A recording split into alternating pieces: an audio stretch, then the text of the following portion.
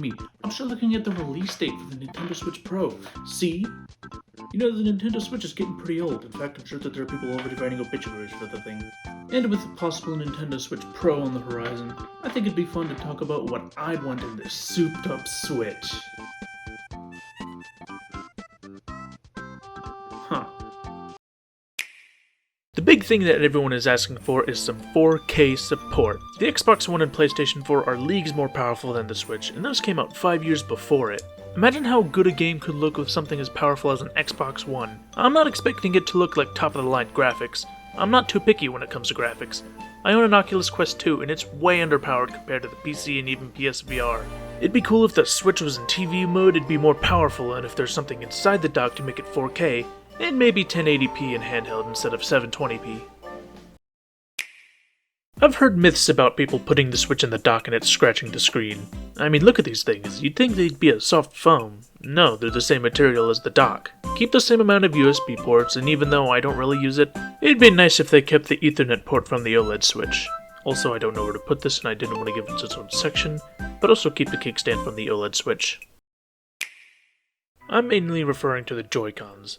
I love the Switch Pro controller. In fact, it's one of the few controllers I sleep with. The Joy-Cons are cute and are perfect for instant two-player games anywhere, though I'm not a fan of this D-pad. I'd rather have a normal D-pad. Another thing is the IR pointer on the bottom of the right Joy-Con. I don't really see a point of this, and I feel like it's one of the things keeping the price of Joy-Cons up. Other than the food eating contest and 1-2 Switch, name a game that actually requires this thing. Night vision for Nintendo Switch? Come on, I don't need this. I can see perfectly fine in the dark.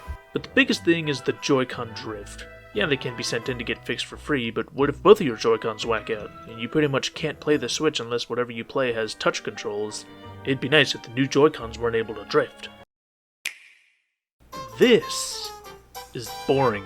No ambient music like the DSi, Wii, 3DS, and Wii U, it's just quiet. No little distraction like on the DSi and 3DS. There are some distractions, but you can really only go so far with TV settings. I think it'd be cool for Nintendo to rebrand Street Pass, or just add it onto the Switch and include some of the games in Street Pass Meat Plaza.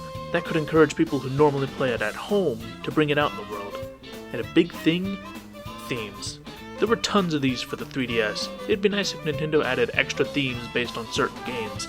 Maybe certain games will unlock new themes, like if you put in Super Mario Odyssey for the first time, you'd unlock New Donk City as a background, and some background music that plays with this theme. Or if it's Animal Crossing New Horizons, it'll be an Animal Crossing background with a tune from the game, though I'll just take simple PNGs of Nintendo IPs added in the theme menu.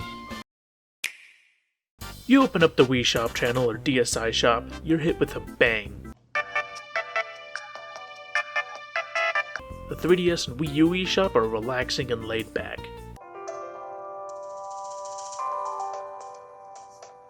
The Switch eShop? You know, it sounds better than this cloud. It just feels unsatisfying being on the Switch eShop. I just wish there was music similar to the Wii U and 3DS shops. Slow-paced and encourages you to buy products. Like Kroger. Name one person who's compared the Switch to a grocery store, I dare you. There is also the user interface. Out of all colors, orange isn't in my top 4 colors in the rainbow. Though for Mario's 35th anniversary it added some Mario flair in the loading screen and the sidebar during spring months. It also changes the base color to red, which is in my top 2 colors. Also, do something about the shovelware. It floods most of the eShop's library. It's like the Wii all over again. Alright, so hear me out on this. I think it'd be cool if there was some sort of firmware update to the Switch to support a second Switch. Sort of like how the Wii U gamepad worked, though it's not required and people who bought a Switch before and a Switch Pro, the original model could be the screen replicating the Wii U gamepad.